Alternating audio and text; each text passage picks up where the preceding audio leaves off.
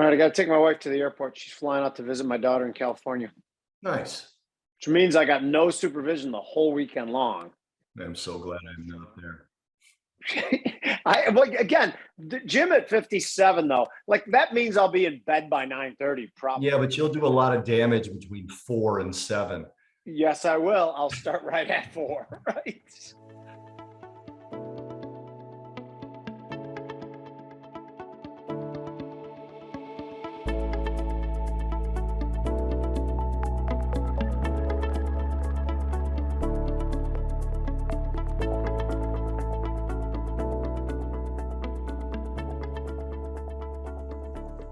Welcome back to the Futures Edge podcast. I'm Jim Murio. As always, we have the brains behind the operation, Bob Iacchino, executive producer. And today we have, two special guests. After Mike Arnold, we have Sean Penn coming on to discuss the yield curve inversion. And then Taylor Swift's going to come on to talk about our strategy in the Ukraine. So sit tight for that. But right now we have Mike Arnold, our chief strategist at Path Partners, Path Trading Partners. Thank you for coming on, Mike. As always, I learn more on this episode than I do in any of the others, I think. And that's saying a lot considering we had Cameron and Emmett on in the last 2 episodes. So how are you? I'm doing great. And you guys have fantastic guests on this podcast. I really do. I've been telling you people this. We have unbelievable guests. I guess 20 years in media for both of us, so 40 years total. We've met some cool, fantastic guests, and they all say yes. Yeah. And I don't know why. It has to be me because I think Bobby comes across as a jackass most of the time, don't you? Yeah, most of the time I try threatening them and it never works. Okay, it's got to be. So I just say, Jenny wants you on. That's what I say. Complete credit then. No, but it's quite amazing. But normally when we do the technical analysis one, we talk macro for a couple minutes. Then Mike comes in and we're going to be super focused on a couple charts that he's looking at. Bobby, today's rally, I don't understand it. I kind of got caught off guard by it. I sold some calls yesterday at 5.5 that would have been worth 60 today had I kept them one day later, and I thought I was getting a good deal selling them. What do you make of today's rally?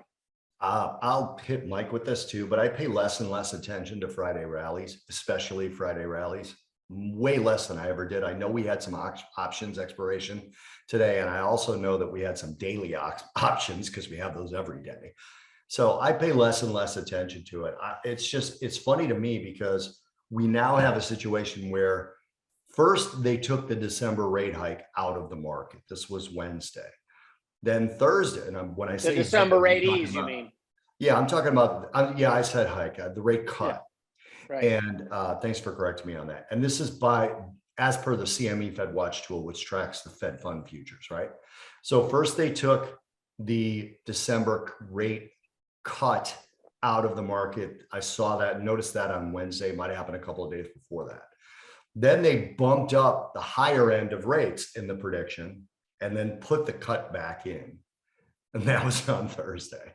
So as of now, we're still pricing in rate cuts on Thursday or in December, but from a higher level, which I guess I'm okay with, although I still don't think they do that, especially based on the data we got this week. Yeah, I'll say one thing based on the data that we got this week and based on the efficacy and the lag time of rate hikes. I think we are in such a messed up situation right now where the Fed is considering 50 basis points on March 22nd. But every one of us knows that there's probably a 9 to 12 months lag time before we start feeling the actual efficacy of the rate hikes, which means we are just beginning to feel rate hikes from the beginning. And I know I'm not talking about real estate. Real estate is much more of a straight line relationship and everything else. Companies that are planning on borrowing for projects, that doesn't all happen right away. So right now, by them if hiking 50, which I don't think they're going to do, I think they're going to hike 25 on March 22nd. That they're really basically saying that we need it right now, but the market's saying we know that this isn't going to come for 9 months, and that's why those rate eases are in there. What I'm saying is this is a no-win situation right now, and it seems like it's going to be a long slog, and I'm a little bit depressed about it. You got any thoughts on that? I do. It's interesting. I had a little Twitter conversation with Steve Chivarone and Jonathan Farrow, and I tried to include Lindsay Paega, but she didn't include me in it. But she had an interview on Bloomberg today, and she's super smart, PhD in economics, and she said that the lag times dropped substantially because of the rampant communication. She didn't call it that. I'm calling it that. she called it transparency. I'm not going to call it transparency because that But is like the information age kind of yeah, thing. that We're has all a connected. positive spin to it, transparent. I don't think the Fed is positive at all. I think they're very negative. But she said that the lag time has been greatly reduced by all of the communication with Fed speakers and summary of opinions and everything else that we get. So she thinks the lag time is much shorter. But even if you say a 6-month lag, we didn't get above 4% on the terminal rate until December. So we're nowhere near where these rate hikes really should be showing up. And that brings us to who was it? It was you commented on somebody's tweet today about they've completely forgotten about the lag. I think it was Joe Livornia. Joe Livornia, who we'd love to get on, by the way. But he said he wanted to be on. Okay, good. We'd love to get him on. So I'll reach out to him. But he said they seem to have forgotten about the lag, but I don't want to say too much on this because Jim, I don't even know if you know this, but a very big mutual client of yours and mine has asked if we'll do a back and forth about this exact subject, about whether the Fed is going to overshoot or not. So there's going to be a video coming out from that particular institution. So we'll talk about it then, but I think that's a very interesting subject that we're not going to go into more today. Good. Yeah, that's called what do you call that in the media world? That's a tease, right? Yeah, I think it's a tease. It's almost like a cliffhanger. Jim and I are going to be discussing for this large institution whether or not the Fed is going to overshoot. Yes. And it was based on a Substack that we wrote, which you guys should well, Jim and I take turns writing it. This one that I wrote based off of one that he wrote. So you guys, money markets and mayhem, you guys should look that up on Substack and subscribe to that because we appreciate it very much. Remember too, with the Substack, this is the way we're going to communicate if we all get booted off social media, which with Bobby and I's attitude toward things is a definite possibility. And I'm not even joking. Probability. Likely. Mike Arnold, right? What is the we get booted off YouTube watch tool at right about now? What percentage do you think? 80. What was that? What is the Bob and Jim podcast gets booted off YouTube probability at right now? You know what? YouTube's been actually a little better for some strange reason. So, I mean, there are certain topics you can't talk about still, but it's been lightened up a little. So you guys should be good to go. Nice. All right, good. Excellent. I'm going to sign up for the Substack anyway. Anyway, we got Mike Arnold here now, and we have the S&P E-mini chart up there now.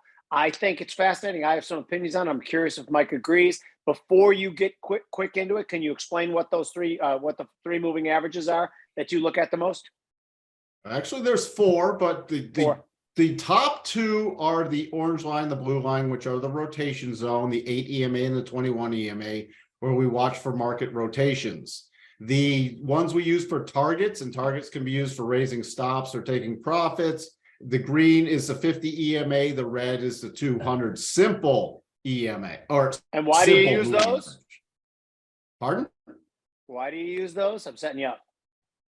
What? Because that's what tests better. What was that? He said because it tests better. Yeah. What do you mean test? We test? We don't test, it's a guess. We just randomly put up lines on our charts and we vary them from week to week depending on what narrative we want. Of course. That's just kidding. Okay. We don't do what's that. Happening here. Well, we're getting a strong rally out of we were at something I don't normally talk about on this show, but we were at cycle bottoms. I do monitor cycles for tops and bottoms. We were at cycle bottoms. We've been trying to bottom. We had some waning momentum with divergence, which means lower low in price action, higher low in a couple key indicators I follow. So that just tells me, hey, we could be set up. Yesterday, we triggered some buy setups. We've got follow through today. I completely agree with Bobby with Fridays, especially with the 0 date expiration options. You can see these extended moves. We had strong internals today coming off a bounce move. Is this meaning we're going to new recent highs? Not yet. We triggered on Tuesday, the 21st of February, we triggered a double top pattern. You can see here our range between, I had the aggressive targets on, but the conservative targets were between about 39.35 and 39.15, depending on which targets you were using. We bottom in there yesterday, and now we're getting the bounce move higher. So where do we bounce to? The key, we have a lot of overhead resistance. If this move continues, which it could see follow through for the at least early next week. So, you know, the Monday the 6th, Tuesday the 7th. We have Powell, don't we, next week also? 2 days of it. We have the next key area is about 40.62. The breakdown zone from the candle bodies right before the trigger of the doubles about 40.91. And the level that I need to surpass to at least start targeting the most recent high area from the beginning of February, I need a daily close above 41.02 to continue targeting a higher move. So this so far is just a bounce move, not a sustained new swing high moves. But the bounce could take you up to the low end of those candles, you believe? Oh yeah, the bounce could. We could see follow through at the beginning of next week into the major rollover zone. And this is the major area where I'm going to watch for this bounce to peter out is between 40.67 and 41.02. That's where I will target the shorter term charts for a rollover move. And if you see, I switched to a weekly. Let me take this off real quick to clean up a little of the charts.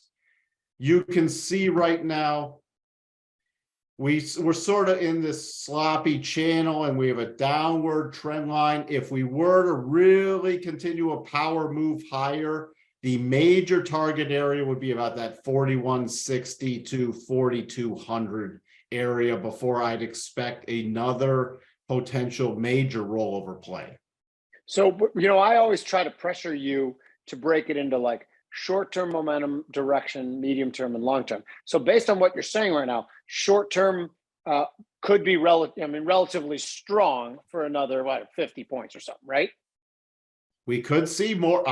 You know, at this point, it's in trailing mode to the upside, but we could easily see some higher price actions, especially in this market. Medium term is more in this overall, we're in a huge consolidation pattern. If I zoom out, you can see here, we're still in a range that was established back in November. We broke to a lower range in December. We went back to that November range. We broke out in February, end of January to February, to a higher consolidation range. And now we might be heading back up there. But if you take the macro, since November to now, we're in just a major consolidation. So I'm in neutral mode medium term. The only thing, let me give you my breakdown levels. My breakdown level, which will shift me to more short-term or more medium-term bearish mode, is a daily close below 39.15. That will take me into the consolidation range from the end of December to the beginning of January. We get a daily close below 37.8675. That takes me into bearish mode, targeting a retest of October lows and a possible break. Until that happens, I have to stick with the short to medium term price action. Bobby? Yeah, I mean, you know me, Jim. I still think that's more likely to happen than not, is that breakdown. But I mentioned it on our Path Trading Partners live streams. I've talked about it on TV. Short term, I'm bullish stocks. I really am. Ultra short term. Don't have a position. I do not have a position. And actually, I just hate that I said that, because I make a big deal about I'm not bullish or bearish. I just follow patterns. But the fact that I don't have a position tells you that I don't have a pattern. Right. But if somebody held a gun to my head, I would say Mike's 50 points higher is more likely than rolling over immediately on Friday. But I still think, you know, we got 2 days of Jerome Powell. What is that, Tuesday and Wednesday? Tuesday and Wednesday. And there's ample time for him to answer a question. And obviously, so here's one of the key things, and I don't want to ramble on because this one makes these technical days go so long. Congress, whether it's the Senate or the House, is going to be trying to push him to say they're going to pause, because that's the popular opinion, right? And so he has an opportunity to either A, not say that, or B, even push back. And I don't think he has the courage, that's probably not the right word, to do You it. were going to say balls. Why wouldn't you say balls? Well, because if we listen to our friend Michael Farr says that Jerome Powell has nothing but balls, and he knows him personally. He does know him personally, yeah. Yeah, but I don't want to say that about him, but I just think this beating up of the Fed is getting old. It's boring, man. It is boring. It's like when they call it transitory, they suck.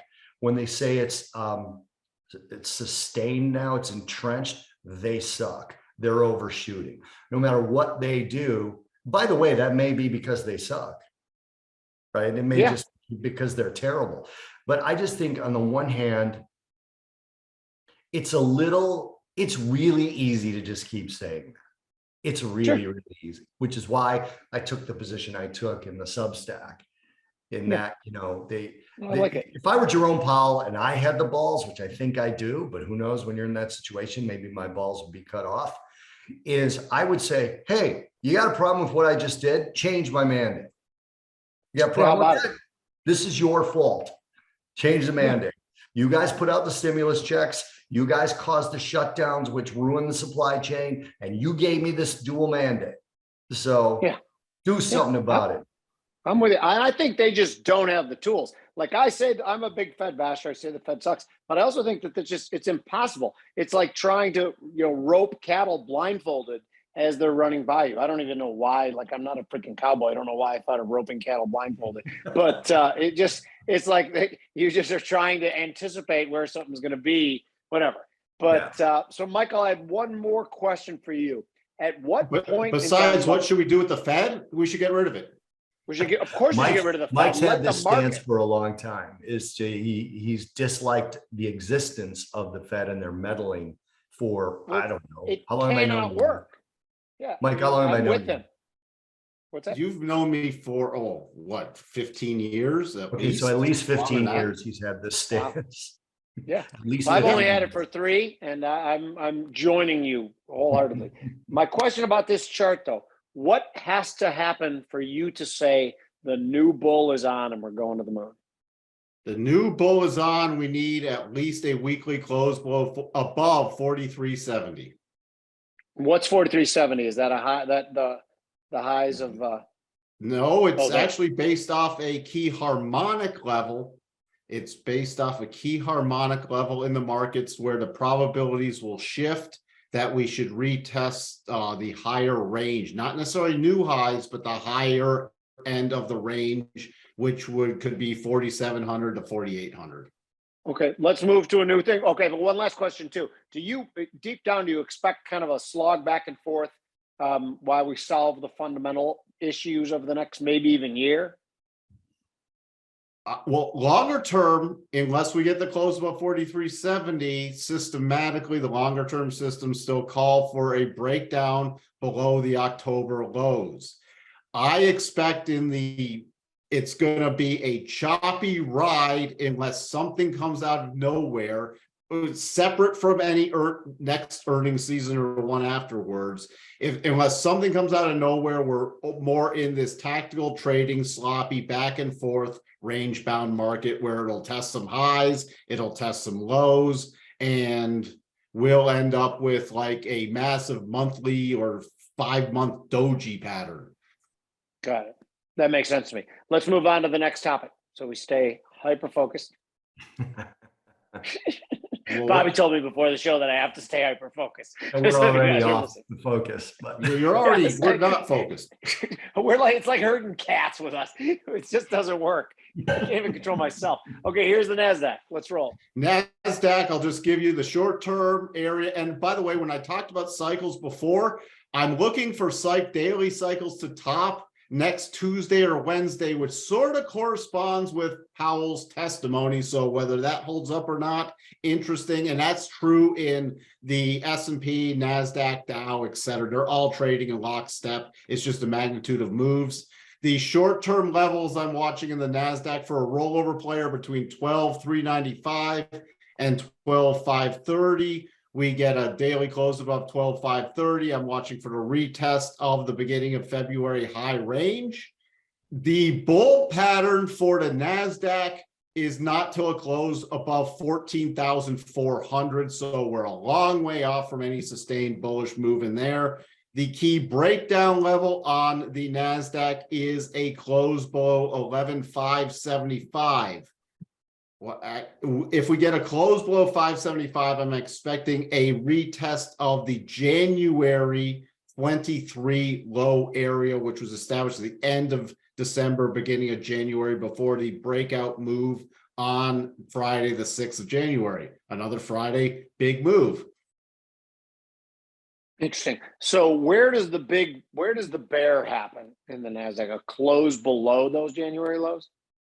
Well, the warning sign is below 11,575, and then we get a key close below about 10,800. Okay. The bear is on. Right. And that takes us, because there's lows lower than that from last October, right? The technical low from last October is 10,598. Oh, so Mike, hold the chart back where you had it, where it's zoomed out. When you look at this zoomed out chart, right? Keep going the way you had it a second ago. Well, this says people are actually saying we're not still in a bear. And you look at this chart, as it's zoomed out back to the 2022 highs, it looks terrible. Yeah. It just looks like let's go to a weekly. Look, this is a weekly. Keep things in perspective. This is what I try to tell people. They're like, oh my God, bear market's over. Is it? Is it? I mean, look at this chart. It's all about, the perception of the overall move. And, the TV guys do this. And, again, full disclosure, Jim and I have been on TV for about 20 years each. But the TV guys will be like, oh, NASDAQ is having a raucous, tremendous performance in 2023. Look at this garbage. This is garbage right now. Yeah. And literally, if you look at it on a weekly, this is a weekly still, Mike, right? Yeah. Just look if we break the November highs of last year. We're back right into that, basically the doldrums of the NASDAQ, like the lowest levels. We're not exactly at the lowest levels, but all you got to do is break those November closes, those November high closes, and you're right back into it. Right. So it's not pretty yet, man. It's not pretty at all yet. But I look at that chart. I have to tell you guys, if you take out the high from like 4 weeks ago, the wick on the green candle, and settle above there in a weekly, to me, if I got another, and again, I do technicals different than you, and I'm starting to morph towards Mike Arnold technicals. But my technical background would say, if we closed above that wick from the green candle from 4 weeks ago, and then the next week made a high above that, I would say that downtrend is broken. You think I'm totally crazy in that, Mike? Well, you'd be breaking the downtrend line. But what we did for years, Mike and I did for years, and I still do it, is trend lines can be redrawn. Right. So you have a downtrend line and it's very steep. That's usually the initial moves, right? The initial moves down are always much more aggressive, really, in any asset, right? Right. That's the line I was looking at that Mike just drew in. Yeah. Okay. So there. Now I would already have redrawn this trend line personally, because we got a break of the trend line, right? And I would redraw it to there. And now there's the trend line. It's still a downtrend. You get a break of that, you'd redraw another trend line. It's still a downtrend. Now, people right away think just because you've broken a downward sloping upper trend line that you can't have a flatter down move. You can. And it happens all the time, right? And that's just like with inflation or anything else I've talked about with technicals. It's like you get a steep decline, and you get a flatter decline, and you get a flatter decline, and then you break out and it turns into an uptrend, right? For example, can I just jump in real quick? Yeah, please do. I still remember when this happened, all right, because we had this run up in August and it broke this trend line that a bunch of people were watching. And we've broken the trend line. The down move's over. We're going to new. redraw, and then we Oh. didn't break that trend line until January of this year, this redrawn trend line. We actually tested it in December and sold off again, forming this a little triple bottom support. And so see, it's already flat. It's already flattened somewhat once, and now it's flattening a little bit again, but this would Still be down. for a short-term push, potentially higher. But if you look at this still price action, anywhere in this area is just a huge consolidation. If we go to monthly, you can even see it clearly on the monthly. We're in just a huge consolidation range that, yeah, we could break a little up, but look at the candle bodies. You're still in this big consolidation pattern, which actually matches a consolidation pattern from 20 before we broke out to the new highs. So and this is, I'm sorry, this is almost worth getting into because there's two things that Mike created.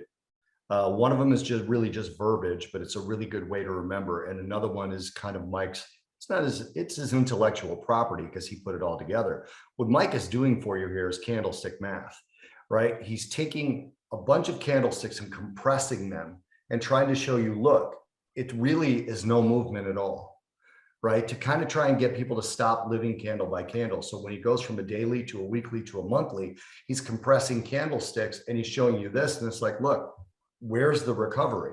All we really did was base and go sideways. Now, Mike, if you can go back to that trend line where you showed the redraw, to your credit, Jimmy, to the way that you look at things so go back one draw, Mike, go back to one older trend line. So I'm sorry, make the trend line steeper. I'm going to, I've just grabbed the wrong thing. There we go. Yeah, steepen the trend Right line. there, that's one, yeah. Something else that Mike created, again, this is more language than anything, but it's a really good way to look at things. Something he calls kissing the trend line goodbye.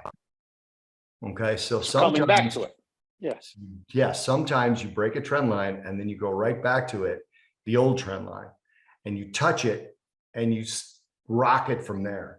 That's something I'll be keeping an eye on for this specific trend line, but for trading purposes, I have redrawn this trend line already. And that's why people are like, you know, we've been rallying. How can you say we're still in a downtrend? Well, draw a recent trend line. We're still in a downtrend. Yeah, that makes sense. I've had people come at me and go, "Oh, well, you redrew it." Yeah. Yeah, of course. Yeah. Because prices changed. Still in a downtrend. It's just a less aggressive downtrend. That's all it is. Yeah. Yeah. Anyway, I'm sorry. What are you going to move to? Crude? Yeah, if we could. Let's knock out crude, gold, silver, and then see if Mike wants to talk about anything. I can go through metals really quick. Yeah, let's do copper. Let's do gold, copper, because Jimmy wanted copper. If you'd rather do that, Mike. Here, well, we're already on crude. All right, crude's fine. Crude's fine. Crude, we just completed a double bottom pattern on the shorter term. Today, we just completed it. It looks like we're going to close above a key level. I'm watching for a retest of the 8140 to 8290. We get a daily close above 8290. The next major target would be the 200 area. By the way, the 200, people think it's like a brick wall. It's an area I will watch for. And the end of a clear path move on a daily basis is just in front of the 200, about 86, 85. So that's my longer term targets only if we get a close above roughly 83. Okay, so right now in the short term, target's like 81 and a half-ish, you said? 81 and a half to 82.90, anywhere in there. I use one of the key rules of thumb is when we close above the 62 and a half harmonic. The minor target is the 75 harmonics, which is coming in 80.30, which we could take out Sunday, Monday. The next major target area based off our testing with harmonics is between the 87 and a half and the 100, which would be 81.60 to 82.90. Okay. Bobby, you got anything for that? Nope, I'm good. Okay, cool. Actually, so we're in one of these typical crude oil consolidations. Yep. Somebody else Obviously, a tight consolidation, yes. I mean, crude oil You can see it here on the weekly. Crude oil. We've been in this consolidation range since the end of November. We've gone up a little, down a little, but we're, crude oil has such a characteristic because it's such a pure supply and demand market that, you see this all the time. There was a I think it was like a 26-week consolidation in 2020. There was a 47-week consolidation in 2019. And the longer the consolidation, this is not, I didn't study this. This is just like something I noticed, and I didn't study it to see if it's true or not. But the longer we go in consolidation, the more dramatic the breakout tends to be. So I like these consolidations, and generally I don't take a position in the middle of them. What's interesting to me is that that's the weekly you got right there, right? And like the last the weekly. 8 weeks, like previous to that, there's another kind of looser consolidation that exists almost exactly, above it, like the big candle, the red, the big red candle that's above current consolidation. Like we could easily pop out of that and then shoot back into that consolidation range, right right? Back in that same area. Yeah, definitely. Yeah, exactly. And you real quick, you touched on candlestick math, Bob. Yeah. If you look at, let's just do a quick candlestick math thing. Since our key close on Monday or the week of November 14th of last year, virtually to today, we are forming our closed. We're not, we are nearly closed, but we're forming essentially a huge doji candle. So we take the highs from the beginning of November, the lows from December, and our candle, it would be a slight down candle, but it would virtually look like if I could move this over, pretend here, let me try this. Yeah, it's not as easy. It's not as easy on here, but all right, let me make the wide there. Just make it wider. We're virtually like, it's a candle. So we're going from November close to today's close, and we virtually have a candle that looks like this. We've gone nowhere. One candle. It's just a huge consolidation. Interesting. Yeah. So again, the takeaway from there is that short term, we test the higher end of the consolidation is where the probability lies. But until we settle above that consolidation, it's just basically churning wheels. Correct. Turning And we wheels are even getting a saying. cycle tops and overbought. So I'm going to be watching next week for a pattern to stall out. We're just not there yet. Okay. Very cool. Moving on to metals. Metals, sure. What, gold? I prefer copper to begin with, if that's Copper? okay. We're stuck. It's the same level. We're stuck in consolidation. We've tried the breakout. We've tried the breakdown, and we're back in consolidation. This was a nutty couple of weeks for copper. Yes, sure was. What do you call that thing we see right in front of us? Yeah, it's just a mess. And the one day though that was interesting, when copper was rallying hard and the rest of the metals complex was getting pummeled like a couple of days ago, that was like, wow, copper really is the secretariat of this breed. But then all of a sudden the next day it got caned. Yeah. All right, this one's easy. Okay. On a daily close below 393, we're headed lower, at least in the short to medium term, and I'd watch to go into this is again, we're in an upper consolidation after hitting our key targets from the double bottom. We hit all the targets, we went into consolidation. If we break below that 393 area, we're shifting to the lower consolidation range from November, December, with an intermediate target 377 and major support coming in about 371. In order for me to get bullish, it's the same thing I've said on a couple of these podcasts now. I need at least a daily close above 432, if not a weekly close. That's that magic 62.5 harmonic. We get the close above there, intermediate target of 456, long-term target area 480 to 503. As long as we sit in this range, the only thing would be short-term trading patterns, nothing medium to long-term yet. That's the way I viewed it as well, too. I had my closing above 420 to be the kickstart, but you say 432. I'll go 432. Okay, I like it. The reason I picked copper, as most of you guys know, this has been kind of a long-term thing for me. It's been kind of a big deal and a big position of mine. But thank you for covering it. Yeah, you've been dead right. I mean, you've spoken about it multiple times. You've been dead right on it in the long term. Yeah, dead right up to now doesn't mean dead right tomorrow, though, as we all know. It's moving right along. Tell me what you want. Gold. Gold. Okay, gold. We had a little bottoming pattern against the 200 simple red line. We've now rallied off that. We completed the double bottom pattern coming up to our key cluster of moving averages. I am still watching. Today it's going to trail mode. Our major breakdown zone is about 1880, 1878 to 1880. I cannot shift. I'm expecting another rollover play. We have cycles at the top. We're getting overbought. I will be watching for another rollover play on a continued stronger push up. The max target I'm looking at right now in the short term is about 1893, 1894 area. But I'm watching for another substantial rollover play to possibly on another rollover play produce a more significant bottoming pattern. We have not had a longer term bottoming pattern just yet. We're rallying off some key technical areas.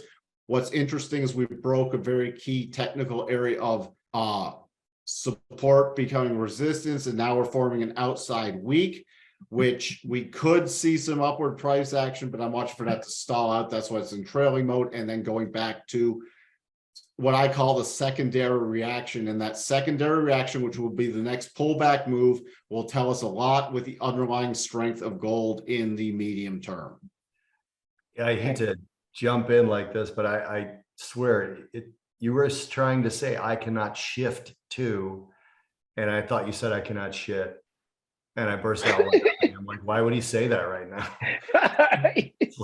Seems like a weird thing to say. Yeah, and it's we're like, crude. call me after the podcast. They'll try and figure out a way to help. But yeah, we can help, right?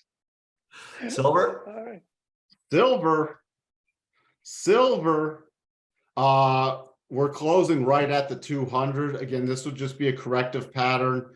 I'm watching for a rollover play anywhere between now, because of where we're closing. If we continue to rally about 2170 to about 22 for a rollover play,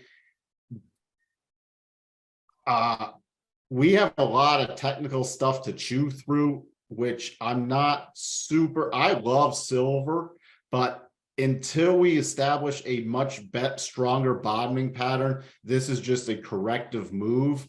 I will be watching for the next rollover play. My maximum short-term target is about 2240. Other than that, we need a substantial, maybe by next time I'm on, we'll have a more substantial bottom setup, but nothing key just yet. What would make it a total green light bull? Settle above all that traffic from a couple weeks ago? It's not just a couple of weeks ago. There's just a lot of technical stopping points above here. You even see on the weekly, we'd at least have to get above 2240 on a weekly closing basis before I'd even consider. We've taken a lot of the short-term technical damage out of the way. Right. Makes sense. So you still think on all frames, silver is mostly in a downtrend right now? Mostly in a downtrend. We can continue a short-term bounce, but then I'd be watching for that secondary reaction, which is the pullback, to help establish, all right, have we set in some underlying key support or underlying longer-term buying patterns we can lean against for establishing a new bullish position? Right. Interesting. Bobby, what do you want to cover next? If it's okay with you, Mike, I want to throw in kind of a wild card that Jimmy can't really talk about, but I'd like to look at the 10-year note before that. Can we look at, I don't care if you look at yield or price, doesn't matter to me. We can look at, I can switch back and forth. I got them both here. I got the micro yields and the 10-year notes. Why don't we do yield then? Because most people look at it in yield. So yields are easier to look at. I agree. Yeah. There we go. Interesting. All right. So in terms of the yield, we closed yesterday above that 62.5. Today we're getting a pullback move with the market rally. I'm watching for continued price actions. My next harmonic target cluster is about 412, and then 427 is the major. I'm expecting yields longer term to return to the high range that was established at the end of October, beginning of November, the high range up between 427 and 440. So that's your target is 440-ish, 427 to 440? That's my longer term target area. This pullback does not do any major technical damage. We need to at least on a closing basis, a daily closing basis, get below about 375 on a yield on a daily closing basis before we've done substantial technical damage, which would make me adjust that target. Can I ask a quick question? Because like I would look at this chart and I come to the same conclusion as you, I think, but for different reasons. Like I look at that high that looks like around the first couple days of January, which is what? Can you check that real quick? Right in there. This is about a 388. So we go through that a couple days ago in that big green candle, and then we come back and test it. We jog around a little bit, and then we move to the upside. To me, that's all I need. Is that valid in your opinion, or is That's that just completely valid? So you had key resistance, which was also established look back at that. in November. All Yeah. right, same yield, retested end of December, beginning of January. Then we broke. This is just a fantastic concept. If you want to use just a simple charting technique, which we talk about all the time, you have key resistance. We got a close above it. We did a pullback, and also notice with the rising daily rotation zone. So we got a pullback. Then we retested that high area, bounced off it a few times. We got the support of the rotation zone, the close above it on Wednesday, March 1st, follow through, and now we're just pulling back to this other short term. If I mark this off, if I mark this level off right here, look, you have the same thing, rising rotation zone, key resistance now becoming support. One of the things I love to teach people, too many people focus on wicks, on candle wicks. They're like, look at the candle bodies. You're going to spot a lot more if you just focus on candle bodies. You see here, I didn't touch the wicks from December. Candle bodies, candle bodies, candle bodies. Gravitate toward, that's why we use that's why I use candlesticks, because it makes you gravitate towards the key opens and closes, which are more important than the highs and lows. I love that. I actually talked that Jimmy, you and I were in Las Vegas, both of us speaking, I think it was 2019. And one of the things I taught in that particular seminar was that there's 4 things every candle shows you, an open, a close, a high, and a low. And the least important of those is the open, and the most important is the close. The high and the low, to me, well, actually, it's not true. The open can matter quite a bit depending on where it happens and when it happens. But the high and the low to me matter pretty much the least, because there's so many times where we dismiss it. We're like, yeah, you got that there, but that was just an uptick, or that was just, a weird high, or that was on a, the computers got screwed up in New York and everybody chased after it. That high doesn't matter anymore. Well, then why does it matter so much in typical trading? You're making judgment calls on when the high and the low are appropriate and when they're not. Go ahead, Mike. I would just like from my testing, which is significant retests of levels, the ranking of it is close is the most important, followed by open. Mm-hmm. Okay. And then depending on the market and whether you're in a bull or a bear market, you're going to either have the high or low taking slight significance more so. But the two that fall the lowest are the highs and the lows, unless we're talking about triggers for key patterns. That's the only time they pick up significance. Other than that, I would sit. If you had to choose levels to focus on, choose the close first and then the open. Awesome. Okay, good. This actually episode, like, I followed you better than I have in the past before. Sometimes I get confused. And I was focused and I was catching on. Only one beer, so I'm good. You didn't have a bourbon today, Bobby, or no? No, not today, because I actually, as you know, I got in here late. I had a quick emergency for some content that I had to re-record, and then I got in here late, so I didn't get time to make my drink. But I do want to throw in one wild card chart with a very targeted and focused question, if I could. Mike, XLF, do we have a valid double bottom there or not on the daily chart? This, of course, is a financial sector ETF. Is that a valid double bottom or is it not?